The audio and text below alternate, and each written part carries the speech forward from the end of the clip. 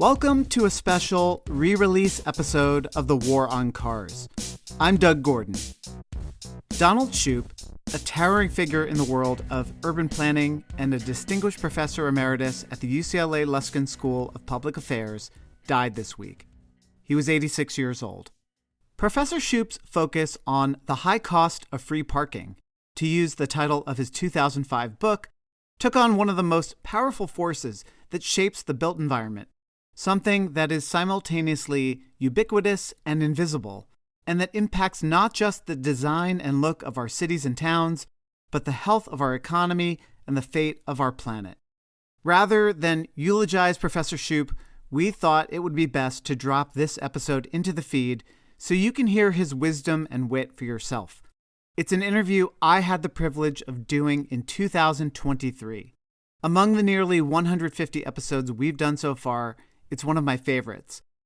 I remember having a smile on my face the entire time I talked with Professor Shoup, and anyone who ever had the great fortune to meet him knows the feeling.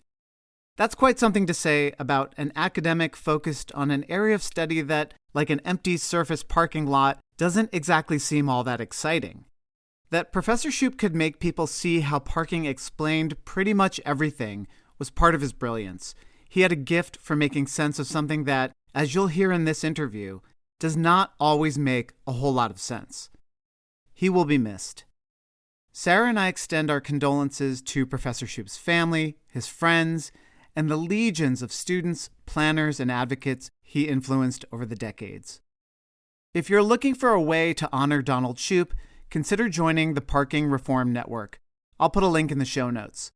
The Parking Reform Network educates the public about the impact of parking policy on climate change, equity, housing, and traffic, and its members have successfully lobbied cities across the country to end minimum parking requirements. It's a movement that is growing with each passing year and is perhaps the most fitting tribute to Professor Donald Shoup. Parking requirements are more like astrology than like astronomy. I mean, you might as well look at the signs of the zodiac to say how many parking spaces are required, but you have to do it. Everyone wants to park free, including you and me. This is The War on Cars. I'm Doug Gordon. Nearly every fight over how we use our streets comes down to one thing: parking. You want a new bike lane, a new bike share station, better bus service, public seating, or an outdoor dining spot? Be prepared to have lots and lots of fights about parking spaces. Beyond transportation and safe streets, parking also affects nearly every other aspect of our lives. Many North American cities have minimum parking requirements. Those are a set of, some might say, Byzantine laws that tell developers how many parking spaces they need to build per unit of housing, per square foot of office space, or for what type of business. You want to open a restaurant? Well, your city might have some law on the books where the number of tables you plan to have inside your establishment affects the number of parking spaces you need to have outside. These requirements affect everything. They make housing more expensive, forcing developers to build parking no matter the demand. They raise the price of goods and services. They exacerbate sprawl, making it nearly impossible to build neighborhoods and business districts that are accessible to anyone who doesn't drive. Plus, parking requirements make congestion and the climate crisis much, much worse. On the podcast, we like to say that cars ruin cities. And that's true in lots of ways. But it might be more accurate to say that parking, specifically parking requirements, ruin cities. Today, a movement is afoot to eliminate parking requirements. And that movement was spurred in part by the research of Professor Donald Shoup. Donald Shoup is the Distinguished Research Professor in the Department of Urban Planning at UCLA. His 2005 book, The High Cost of Free Parking, is an invaluable resource for anyone who wants to understand parking, its effects on traffic, land use, the economy, the environment, and it offers many solutions for how to win the political fight against parking requirements. But Professor Shoup isn't just an author and an academic. He has a really fun cult following, acolytes who call themselves Shoupistas, and who spread the gospel of the man known to them as Shoup Dog. But we'll get to that later. First, some really quick business. If you like what we do at The War on Cars and want to hear ad-free episodes, plus bonus episodes that you can't get anywhere else, please support us on Patreon. Just go to patreon.com/thewaroncarspod and sign up today. And if you are already a Patreon supporter, thank you. Now, it's my pleasure to welcome Professor Donald Shoup to The War on Cars. Well, thanks for inviting me. I thought you'd never ask.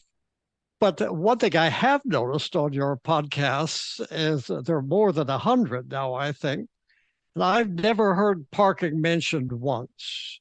And cars are parked 95% of the time. That's the main part of their life.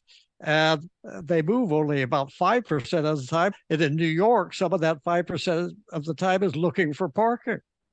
So I think it's high time that you had a program on parking. Well, I agree. And I think this is going to be fun because one of the reasons we've never really done a parking episode, although we talk about parking, but never done a parking episode, is because it is such a deep subject. It is the uber issue from which all other issues stem, whether it's transportation, housing, you name it. Parking is kind of all-encompassing, and I think we didn't know really where to dive in first, so there's really no better way to dive in than with the man who wrote the book on parking. So I really appreciate you being here. Well, I think maybe you and other people have neglected it because when you look at parking, nothing is happening. It just doesn't seem that there's anything there. But still waters run deep. And I think that parking is one of the deepest problems that we have in the United States and in the rest of the world. Sometimes when I've been on, not podcasts, but I think maybe live broadcasts, they feel they have to bring in somebody from the American Automobile Association. No, you'll find no such both sides storytelling here. And they always say, well, this is a war on cars. And, they say removing off-street parking requirements is a war on cars. Like, say, removing a requirement that McDonald's has to offer free French fries would be a war on French fries. A war on potatoes. Yeah, that's the whole potato industry. So, I'm not part of the war on cars. I'm a part of the war on parking. We're allies, let's put it that way. A subset of this podcast will be called The War on Parking, and you will be one of the hosts. Not the war on parking, the war on parking. Subsidies. Exactly, yes. Yeah. Let's start with the stuff that has been happening on the parking front. In the last few years, and really in the last few months, a number of small and mid-sized U.S. cities have ended off-street minimum parking requirements for new construction. That's Lexington, Kentucky, Raleigh, North Carolina, Hartford, Connecticut. Buffalo did it a few years ago, Cambridge, Massachusetts, Minneapolis. Nashville eliminated minimum parking requirements in a sort of urban zone and then actually turned its minimum parking requirements into maximums. And then San Jose became the largest city in America to end parking requirements. And they didn't just end parking requirements, they now have minimum bicycle parking requirements. And then I know there's a bill that you were very involved with, Assembly Bill 2097 in California, which Governor Gavin Newsom signed. It eliminates parking requirements for new developments built within a half mile of a public transit stop. And that includes housing, that includes retail, offices, schools, basically anything close to transit. So why is that such a win in California, but also in a lot of these small and mid-sized cities? Well, it took a long time happening. When the high cost of free parking was published in 2005, I thought that the world would change the next month, that people would read it and say, he's right. The parking is causing so much of these problems, and parking requirements are a terrible idea, that they're an epic disaster. And then nothing happened. It takes a lot longer for things to happen than you thought it would. But then it starts happening faster than you thought it could. Nothing much happened for at least a decade. And then Buffalo was the first big city to remove its parking requirements. And they heard the usual reactions at the beginning, but some people thought, well, there'll be no place to park or everything will be built without parking. But a study done 3 years after it by a professor at Buffalo University, Daniel Hess, studied, well, what did happen with new buildings? And it turned out about half of them provided at least as much parking as was previously required. And then the other half provided less. But on average, there were only 17% fewer parking spaces than previously required, because developers are not going to suddenly build without parking just because they don't have to, just because the city doesn't require it. I mean, they have closets in their apartments. That takes away space for living. But the developers don't have to be required to dedicate some space to closets.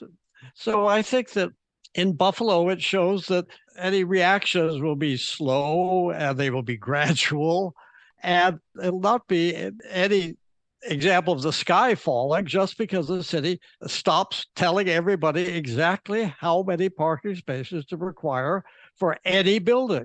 And not just new buildings, but for old buildings.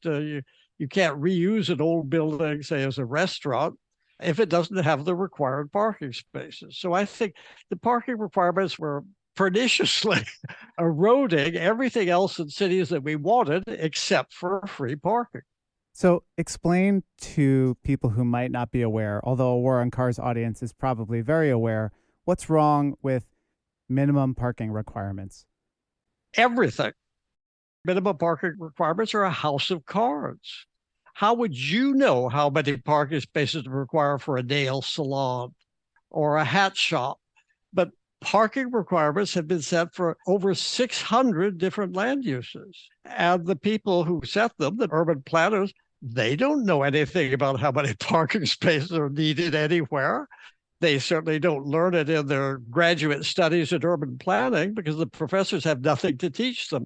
The only thing that planning students learn about parking requirements as students is that they get in the way of anything they want to do. If they have a project on building an affordable housing, they realize that it can't pencil out because the parking adds so much to the cost, or that it leads to so much asphalt in the city, and it leads to water runoff, and the free parking leads to more driving, which creates air pollution or hastens global warming.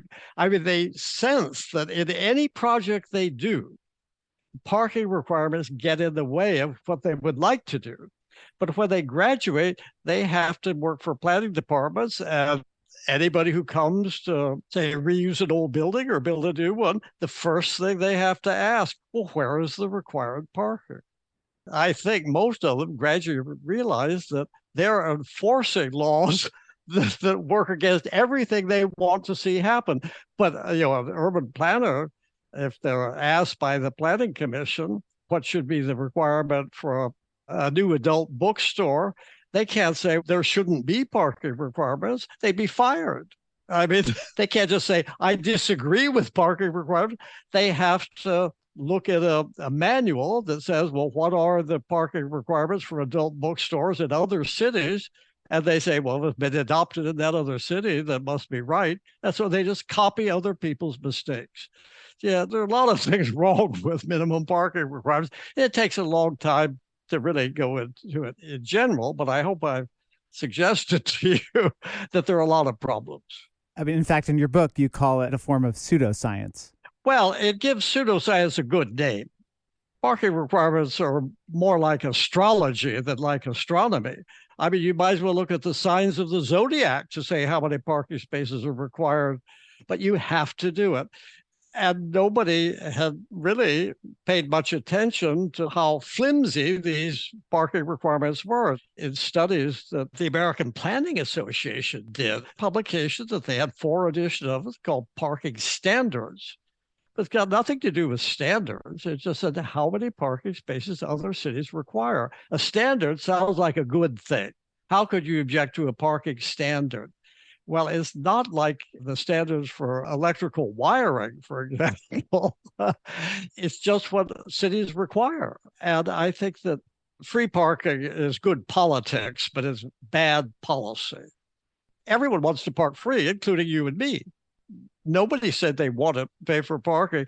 So politically, it seemed like a quick way to commit political suicide if you say that you're going to remove all street parking requirements. I do want to talk about some of those wild parking requirements and that kind of pseudoscience that goes into which types of businesses get how much parking. I put the call out to some friends of the podcast, and Tony Jordan with the Parking Reform Network, which you're involved with, he sent me some great examples from Washington State. These are all related to bowling alleys. So the city of Bellingham requires 4 spaces per lane, Ferndale, 3 spaces per lane, the city of Linden, 5 per lane, Mount Vernon, 5 per bowling alley, which sounds kind of reasonable to me, and Burlington, 10 spaces per lane, which just seems outrageous. I mean, how many people are bowling on any one lane at one time? Most of them can come in one car. What do you make of those kinds of things? Well, there's no explanation for the difference. I speak in a number of cities, and I always ask the planners, well, how do you know that the parking requirement should not be higher or lower?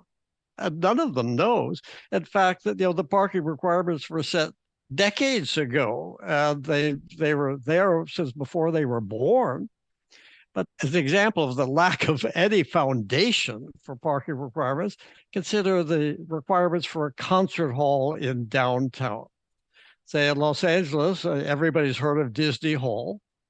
7 years before they could even start the hall, they had to build the garage. 6 levels of underground parking with an escalator cascade up into the lobby. Most people who go to Disney Hall, they drive to the concert hall and they go into the garage and they go up to the lobby and they enjoy the concert and they go back down into the garage and leave. And they never set foot on a sidewalk. In San Francisco, the equivalent hall has no parking at all. Well, why is that? LA requires 50 times more parking spaces as a minimum than San Francisco allows as the maximum.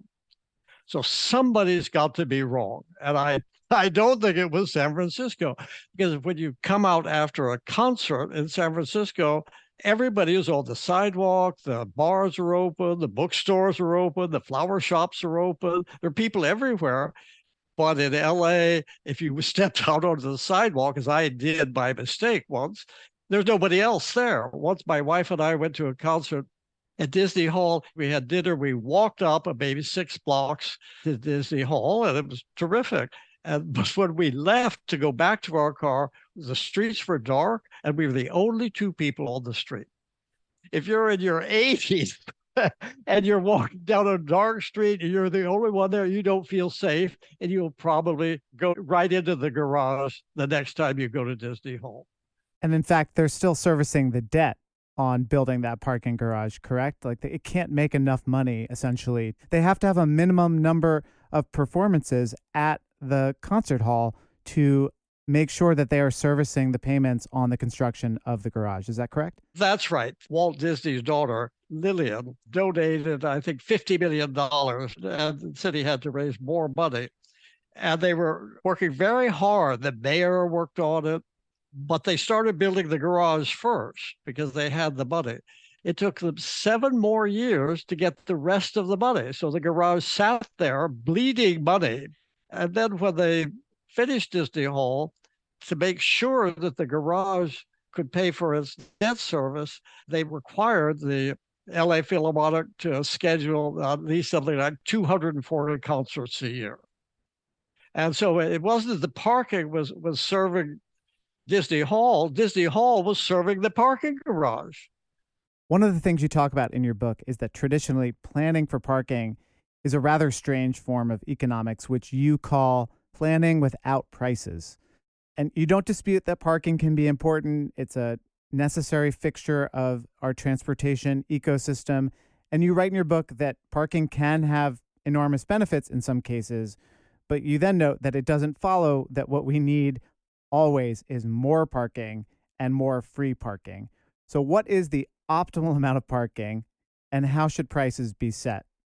Well, that's like saying what's the optimum number of oranges in the country or the number of avocados. Parking requirements are a huge exception from the way that we run the rest of the economy. you expect to pay for gasoline and tires and car insurance and repairs, and you have to pay for the car itself. Nobody has ever asked the question of how many cars are needed or anything like that. That it just happens that people are willing to pay for it. They'll get the cars. There are people who are willing to work for GM that will produce the cars. So we leave it to the market. But minimum parking requirements are a terrific exception. And I think we should pay attention to what that tells us, not just about transportation, but about everything. And if we ran the rest of the economy the way we run the parking requirements, everybody would join the Tea Party. If they told you what earphones you should wear during a podcast, that's none of their business. So what are the solutions here? Well, the Shoup dogma has 3 parts. The first one is for all on-street parking, for curb parking, if it's charged for, all the meter money has to go to pay for added public services on the metered block.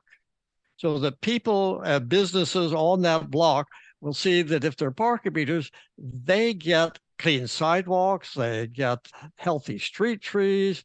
Some cities give free transit passes to everybody who works on the block or lives on the block. So the people who live or have businesses on the block will see parking meters in a new way as a sort of a cash register. And if they think that there are services that they want and will not get unless they charge for parking, the charges for parking make sense. Now, if then you have these parking benefit districts, is what I call them, how much do you charge for parking?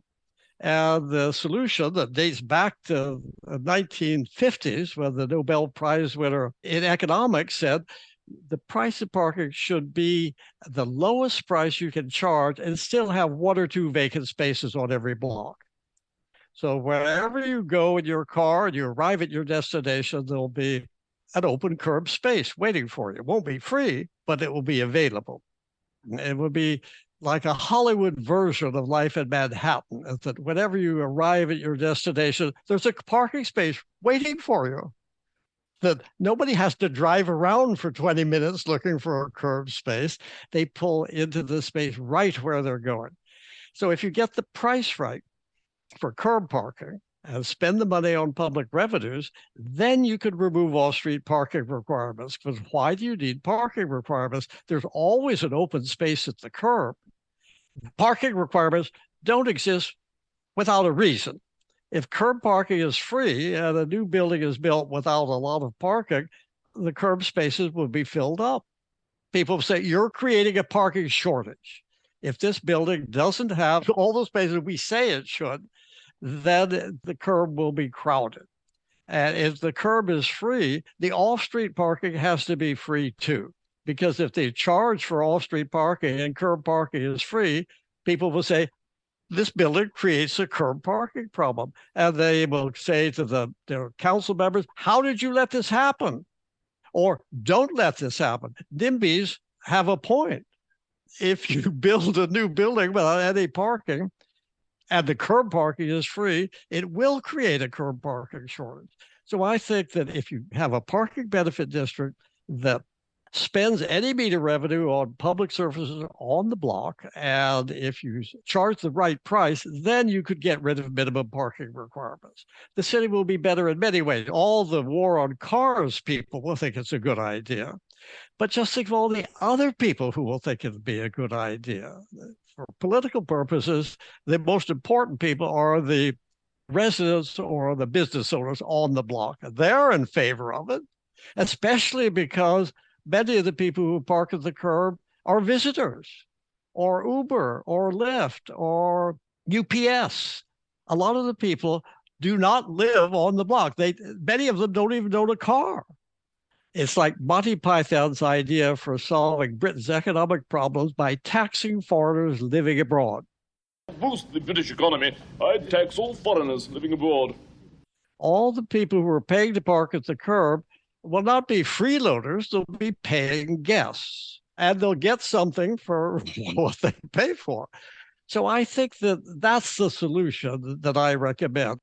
If you compare that to what we have now, and I'll use Manhattan as an example, the current situation looks ridiculous. They had 4 episodes on Seinfeld about parking, but one of them was where George and Elaine were driving towards Jerry's apartment. George started circling the block hunting for a curb parking space. And Elaine said, let's just park at the garage. You don't understand. Garage. Can't even pull in there. It's like going to a prostitute. Why should I pay when if I apply myself, maybe I could get it for free? Well, we're all trying to get it for free. And if everybody wants parking for free, you have to have some political reason to say, well, we'll remove these parking requirements. Now, the Upper West Side does not have parking requirements, which is one reason why its curb parking problem is so bad. There was one study by Transportation Alternatives. They found after, I think, 6 months of study that the amount of cruising around each block was equivalent to driving around the Earth. Wow. One block would produce that much and a ton of carbon emissions. Professor Shoup, I have a question for you on this, though. So let's say you did propose this on the Upper West Side or a neighborhood like it, where you said, okay, we have a free-for-all right now. The parking is free. There's high competition for these spots. We have way too many drivers circling for parking. And what we want to do now is we want to meter additional spots. We want to raise the meter price where it exists. And yes, we will put some of this money back into the local community. Every block will see that revenue in the form of maintained street trees, etc. What do you do then, though, when George Costanza shows up at the community board meeting and says, this has been free for me my entire life. I don't care about street trees. That's the political piece of this. How do you solve that? I'd let the money do the talking. So I did estimate how much revenue it would generate. And for the block, I think it was between 74th and 75th and Amsterdam and Columbus. And it turned out that the parking revenue, by my estimate, would be about $1,000 per household per year to pay for added public services, that only a tiny share of the residents would pay anything. And all of these things like better sidewalks and healthier street trees benefit not only the huge majority who live on the block, but everybody else on the Upper West Side. What I'm saying is that the visible improvements on the block are what will create the political support for reform. You can't say it's going to slow global warming. That will influence nobody. Right. For one thing, the businesses are worried about going broke in the next month. And the residents will think, well, that's all over the world, and it'll be 50 years from now. And the cruising, and what do they know about the air pollution that it creates? Or the traffic crashes, or the pedestrian deaths, or the bicyclists who are killed by people driving, sometimes hunting for parking. So those things will not create political support for charging the right price for curb parking. What will create political support is to spend the revenue on the metered blocks so everybody will see, I'm getting this because the meters charge the fair market price, just the way we pay for gasoline and electricity and the shirts we buy and the shoes we wear. We're just treating parking like everything else. It's provided by the market, not by government decree. I want to take a little bit of a detour into sort of your status as a bit of a cult figure in the urban planning world. Your website is shoupdog.com. You have Shoupistas, people who really follow your teaching and have learned a lot from your book and from everything else. You made an appearance on Adam Ruins Everything, hosted by Adam Conover, in animated form. Parking lots are deserts in the city.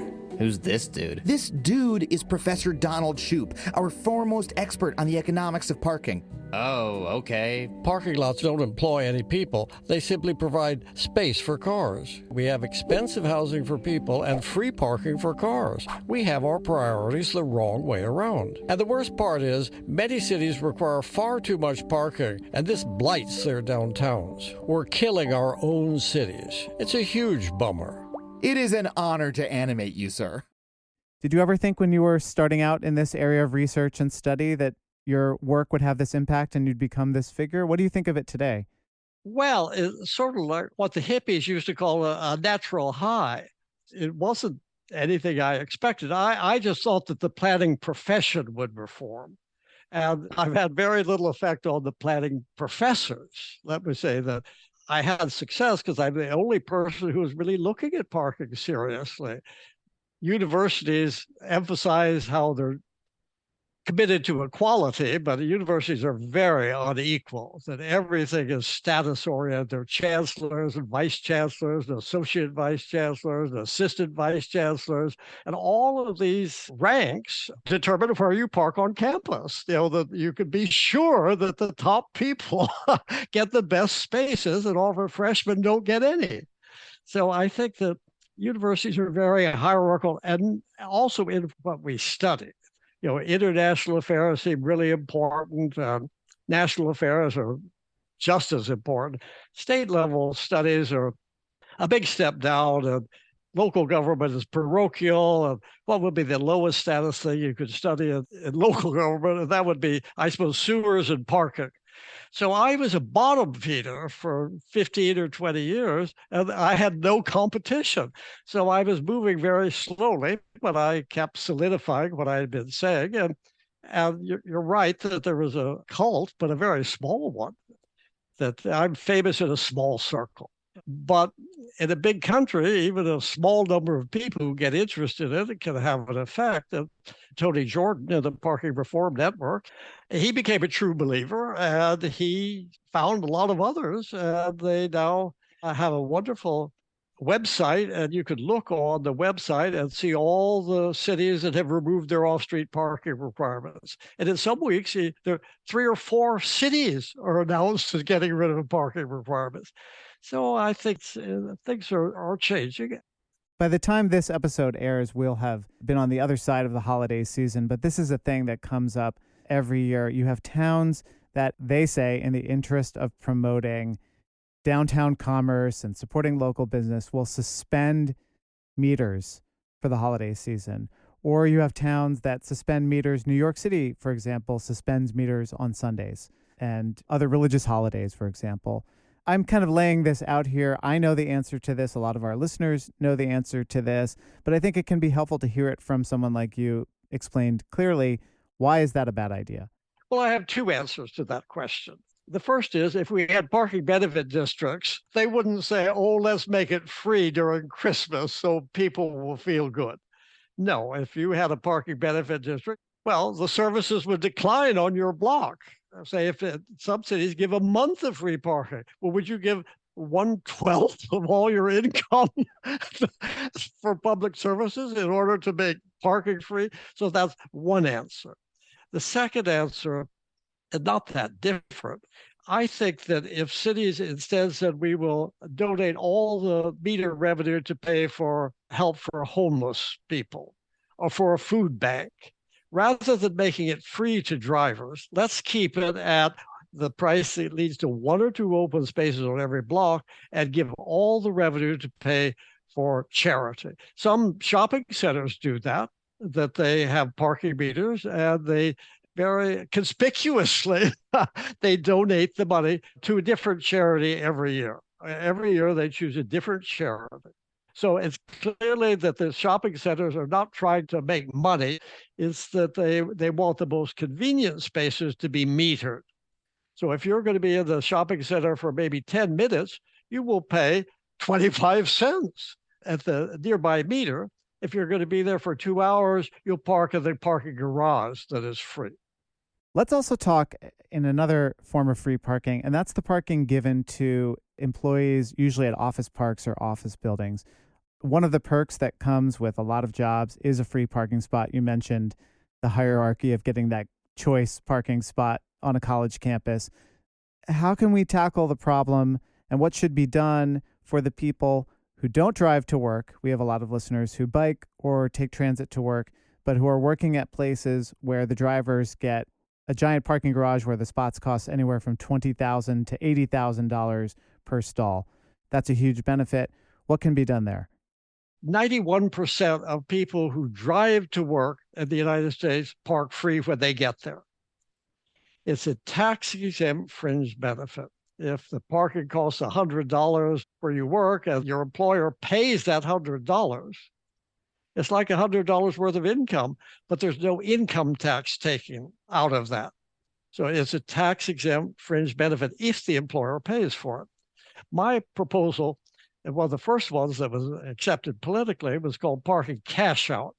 So you can't say, I'll give you free parking or nothing, which is what most employers do. They have to say, I'll give you free parking or its cash value.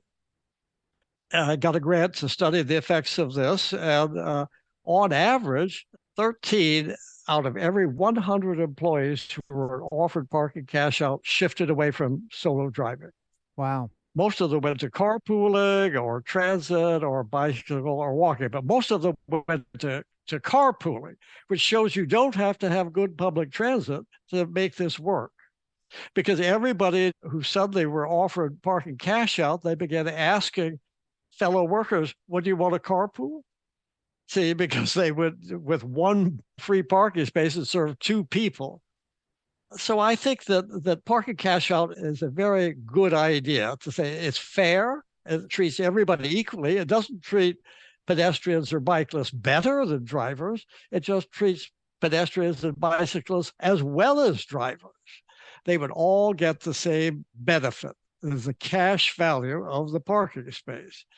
When I studied employers who complied with the law, I read into many interesting stories. One of the best, I think, that had never occurred to me was that one of my students' girlfriends had just moved into an expensive apartment building in downtown Los Angeles. And this boyfriend criticized her, said, you're overpaying. And she said, well, they just started offering parking cash out at my firm. It was a law firm. And they said I could have $150 a month extra if I didn't drive. And she had previously been driving downtown from the valley because it was cheaper to live in the valley than downtown. So it didn't just change the way she got to work, it changed where she lived. And cities had been spending a fortune trying to get people to live downtown and walk to work. And the simplest solution is to say, well, if you don't take the parking, you could have the cash value. She took it as a rent supplement and saying that now I could live in a place where I don't have to drive to work. You've written a lot about parking fines, fees for overstaying the meter, and how we can rethink parking fines so that they are not hurting people who are least able to afford them while still having some sort of enforcement kick that gets people to comply with posted rules. And one of the things that you've written about are graduated parking fines. Could you talk about that? Some cities have these graduated parking fines. The first time you get a ticket, it's awarded in a year. It runs for a year. The first ticket you get is a warning, and it tells you the next ticket would be $25. And if you have another ticket after that, it will be $50. And if you have another ticket after that, it's $75. So it will make people realize that the city is not just grabbing for money, it's saying you get one freebie. And I think that there's some people who now are not deterred by the possibility of getting a ticket. Richer people, or just people who are not necessarily good actors, they think the chance of getting a ticket are low, and maybe it is $75, but I could pay that. So they just think of a natural thing to do is not pay or overstay at the meter, because it's rare that you get a ticket. And when you get a ticket, you say, well, why me? That you see other cars that are violating the parking rules and they don't get tickets because it's expensive to enforce parking violations. So I think that it's fair to low-income people to warn them that if you get the next ticket, it'll be expensive. So I think it'll shift the cost of tickets from low-income drivers to high-income drivers. And as you said, it sort of reduces that gotcha feeling that a lot of drivers tend to fall back on when they get a ticket, even if they are clearly in violation of the posted rules. That's right. But I think that the more important thing is to reduce violations. Many people think that parking without paying is a victimless crime, but it means that if you park, somebody else couldn't park. If you overstayed the limit, you're hogging more time than you should. But I think there's a much better solution, and that is to have progressive parking prices. The first 15 minutes would be free. The next 15 minutes would be, well, it's $1 an hour after that. Then for the third hour, it keeps on going up. For the people who park for a long time, pay much more per hour. The price per hour increases the greater the number of hours you park. So I think that it's much fairer and that nobody overpays by putting in $2 at the meter and then leaving before your time is up. And nobody will get a ticket for parking too long because you're paying for parking as long as you're at the meter. And then as soon as you pull away, the charges cease. Now, we're used to doing that with cell phone payments for parking, but some of the new cars now have migrated into the dashboard. The dashboard is just as connected as your cell phone is, and that car knows where it is. It knows what the price of parking is, the price of curb parking. So you could just pull into the parking space and you touch the dashboard and say, am I beginning to pay for parking? And it begins automatically paying for parking and it charges your credit card for it. So there's no question of not paying. And then as you pull out, it ceases charging you. So I think it's like the sort of thing that we'll get used to, that there's certain things in cars that seemed amazing when they were doing, like automatic transmissions and power steering and cameras looking behind you. They seem like magical at first, but then you accept them as part of cars. And I think that if we begin having cars pay for their own parking without your doing anything, it would be like having an automatic transmission. Professor Shoup, how can a War on Cars listener who has heard this episode, who now might be fired up about this subject and hoping to end parking requirements, minimum parking requirements in their city, how can they get involved? What are some concrete steps that people can take? You want to join the Parking Reform Network. It's really for people who are trying to reform parking, and it connects you with a lot of other people who are like-minded and who have had success. And another thing is, if you're on Facebook, to join the Shoupista group. It's not about me, obviously, but it's about parking reforms. But you're kept up to date on what these parking reforms are, or ideas about parking, or publications on parking. There are a lot of op-eds about parking that, yes, write an op-ed if you can. I think, Doug, you ought to write an op-ed. Excellent. As one final question for you, I think it's probably a good way for us to end. This is a pretty dense subject. There are lots of ways to approach it. What is one thing you want people to take away from the discussion about parking? My message, I think, is very optimistic for cities. If cities do adopt these ideas, if they had parking benefit districts and the right price of curb parking and getting rid of parking requirements, I think the whole world will be better off. One of the best things about these parking reforms is they don't cost anything. And it's so easy. The legislation is so simple. Just a few words change minimums into maximums. They're very simple changes, and they will make the city a much better place. So yes, I'm an optimist. I don't know if I'll live to see all these benefits, but they're beginning to happen. Professor Shoup, thank you so much for joining the War on Cars. This was amazing. Well, it's odd because many people like you think I'm an enemy of the car. I'm not an enemy of the car. I'm an enemy of parking subsidies, and I think the cars are great. It's just that we way overuse them, just hugely overuse them, and we don't regulate them enough. I think that the right parking policies will tame the car. Like the car itself, parking is a good servant, but a bad master. And I think that if we made parking a good servant, the cars would be a lot better servants as well. That's it for this episode of The War on Cars. Thanks again to Professor Donald Shoup for joining me. I will put info about all things Shoup in the show notes, including a link to get your copy of The High Cost of Free Parking. Big thanks to our top Patreon supporters, Charlie G. of Human Powered Law in Portland, Oregon, the Law Office of Vaccaro and White in New York City, Virginia Baker, Martin Mignot, and Mark Hedlund. If you want to become a Patreon supporter and get access to ad-free episodes and exclusive bonus content, just go to thewaroncars.org and click Support Us. We will send you stickers and a handwritten thank you note. We are also supported in part by our friends at Cleverhood. For 15% off the best rain gear for walking and cycling, go to cleverhood.com/waroncars and use coupon code CleverNewYear at checkout. You can also head over to the War on Cars store for official merch. So, pick up a t-shirt and wear it to your next community meeting about parking. Tell us how that goes. This episode was recorded by Josh Wilcox at the Brooklyn Podcasting Studio. It was edited by Ali Lemer. Our theme music is by Nathaniel Goodyear.